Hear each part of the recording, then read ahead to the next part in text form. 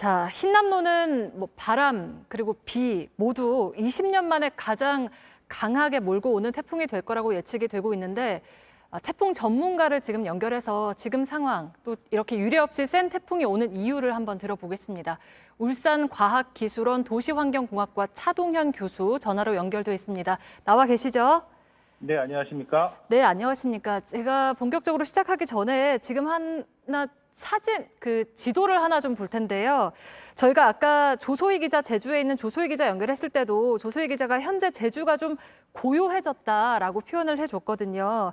태풍의 눈에 가까워지면 조용하다고 하던데 지금 그래서 그런 건지가 좀 궁금한데 지도를 실제로 보시면 제주도에 오른쪽 끄트머리에 저렇게 하얗게 맑게 되어 있는 부분이 있는데 저 지역에는 지금 그래서 비도 안 오고 매우 고요하다고 하는데 이거는 어떤 현상이라고 볼 수가 있을까요?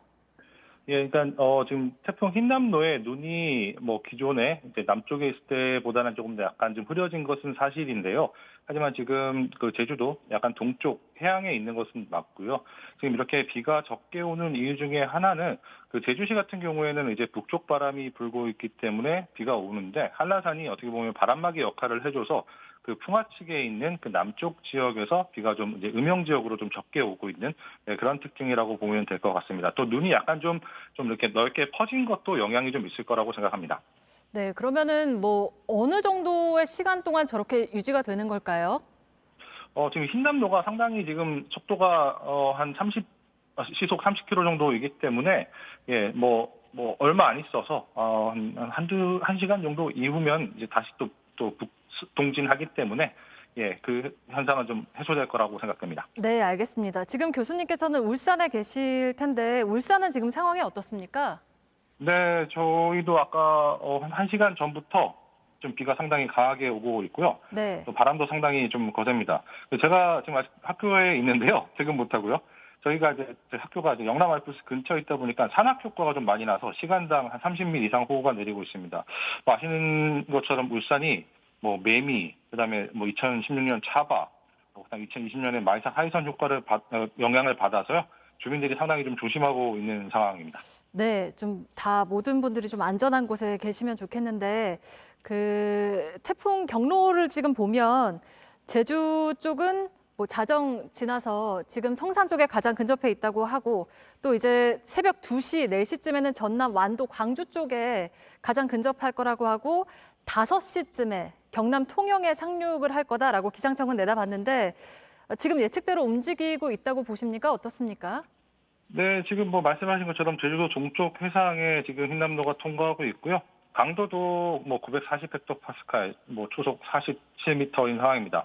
강도가 원래 예상보다 약간 좀 더 약해진 건 있지만 크게 많이 차이가 나는 건 아니고요. 이런 전반적인 흰남노의 진로와 강도를 봤을 때 우리나라 기상청뿐만 아니라 전 세계 유수 현업 기관들이 예측한 예보가 어느 정도 잘 맞는다고 할 수 있습니다. 네, 근데 이번 흰남노가 좀 이례적인 부분이 몇 가지가 있잖아요. 그중에 하나가 네.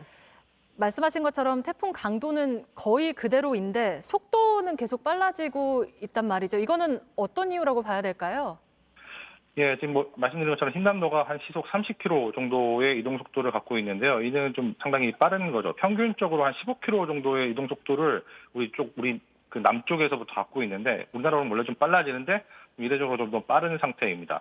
이 이유 중에 하나가 이제 태풍의 이동 속도는 태풍 자체의 강도뿐만 아니라 주변 환경인 지상류의 영향을 좀 많이 받습니다. 근데 이제 우리나라 북서쪽에 상층 기압골이 발달되어 있습니다. 주말에 수도권에 이 기압골로 인해서 비가 많이 좀 왔었는데요. 이 기압골이 이 흰남노의 그 반시계 방향의 어떤 그런 회전으로 인해서 수증기를 흰남노로부터 공급을 받아서요. 기압골이 좀 더 강해졌고요. 그로 인해서 북동쪽으로 향하는 아까 말씀드린 지상류가 좀 더 강해졌습니다. 그래서 흰남노가 어떻게 보면 이동 속도를 좀 더 증가하게 됐다라고 말씀드릴 수 있습니다. 네, 그렇다고 하면 언제쯤이면 흰남노의 영향권에서 완전히 벗어날 수가 있을까요? 지금 기존에 예보됐던 대로라면 아침 8시쯤에 동해상으로 빠져나갈 거다라고 예보가 된 상태인데 어떻게 보시나요? 네, 제가 있는 울산은 한 8시쯤 통과할 것 같더라고요. 그래서 한 9시 경이 되면 동해상으로 이제 태풍 중심은 다 빠져나갈 것 같고요. 그다음에 또 이 태풍이라는 것은 강풍이기 때문에 강풍 반경을 전부 다 벗어나야지 어떻게 보면 영향권을 벗어난다고 볼 수 있는데요. 안전하게 제가 보기에는 오후 한 2, 3시경을 지나면 울릉도나 독도를 제외한 한반도 내륙 지역에서는 태풍의 영향을 받지 않을 것 같습니다. 네, 근데 지금 또 한 가지 흰남노가 이례적인 것 중에 하나가 슈퍼 태풍 가운데서는 가장 고위도에서 발생을 했다. 그러니까 북위 25도 위쪽에서 발생한 태풍은 처음이라고 하는 건데 이거는 이유를 어떻게 분석을 하고 계십니까? 뭐 기후 변화랑 관련이 있다고 보십니까? 예, 다시들 아시다시피 기후변화로 우리가 살고 있는 북서태평양의 해수 온도가 상당히 높아지고 있다는 것은 또 되게 자명합니다. 과학적으로 알려진 사실이고요. 특히 이런 그 온난화 특징 중에 하나가 저위도인 적도보다 고위도인 우리나라 주변이 더 뚜렷하게 높아지고 있는 것이 특징입니다. 그래서 이런 흰남노와 같이 고위도에서 발생한 태풍이 기후변화의 영향이라고 어떻게 보면 볼 수 있다고 생각합니다. 또한 이제 올해 이제 자연 변동성 측면에서 태평양 그 장기 변동성이 어떻게 보면 음의 특징을 갖는 좀 특징이 있는데요. 10년 주기 변동성이 그로 인해서 우리나라 주변에 상하층의 바람 차이가 상당히 약하고요. 그래서 태풍이 우리나라를 지나가더라도 강도를 유지하면서 갈 수 있는 그런 특징이 있어서요. 이런 기후변화와 자연변동성이 합쳐져서 흰남노와 같은 이례적인 태풍이 발생할 수 있었다고 생각합니다. 네, 그렇다고 하면 그 말씀대로라면은 앞으로도 계속 지금처럼 과거에는 볼 수 없던 강도나 세기의 태풍이 계속 또 올 가능성이 있다라고 볼 수 있을까요? 예, 작년에 혹시 추석 때쯤 기억나실지 모르겠지만, 14호 태풍 찬투 같은 경우에는 N자형의 진로를 갖는 그런 특이 진로를 가졌습니다. 이번 흰남노 같은 경우에도 이례적으로 남진하다가 이렇게 북쪽으로 이렇게 전향하는 그런 특징도 보이지 않았습니까? 이게 여러 가지 이유가 있지만 이번 흰남노 같은 경우에는 두 개의 태풍, 즉 열대 저압부를 흰남노가 합치면서 두 개가 동시에 작용하는 쌍태풍 효과로 인해서 이런 특이 진로가 나타났는데요. 만약 올해와 같이 이런 극단적인 자연 변동성 효과와 또 기후변화로 인한 온난화 효과가 만약에 합쳐진다면 흰남노와 같은 특이 진로뿐만 아니라 특이 발생 지점 그리고 아주 강력한 강도를 갖는 태풍이 더 자주 발생할 거라고 예상이 됩니다. 실제 세계 기상기후가 이제 추진하고 있는 여러 가지 이제 기후변화 모델링 실험들에서도 미래 태풍 예측을 했을 경우에 발생 지점이 점점 북상하고 있고 강도도 강화되고 있다고 전망되고 있기 때문에 이러한 그 특이 태풍의 가능성은 과학적으로 상당히 증명되어 있다고 생각하고 있습니다.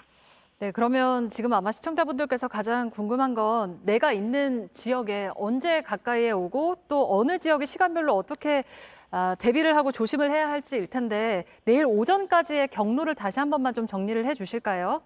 예, 지금은 제주도를 통과하고 있고요. 그다음 내일 새벽 5시에서 6시 정도에 이제 통영 거제를 상륙할 거라고 생각하고 있습니다. 그리고 7시경에 이제 부산 지역을 통과할 거고요. 그리고 제가 살고 있는 울산은 한 8시경을 통과할 거라고 생각합니다. 상륙할 때 태풍 강도가 많이 들으셨겠지만 매미와 거의 비슷하거나 아니면 그 이상인 초속 40m 정도가 될 거라고 생각하고 있기 때문에요. 각별히 피해 주의하셔야 될 것 같습니다. 네, 알겠습니다. 일단 비 피해, 바람 피해 모두 없이 좀 무사히 좀 지나가기를 바라는 마음입니다만 계속 지켜봐야 할 것 같습니다. 오늘 말씀 여기까지 듣겠습니다. 고맙습니다. 네, 감사합니다. 네, 차동현 울산과학기술원 도시환경공학과 교수였습니다.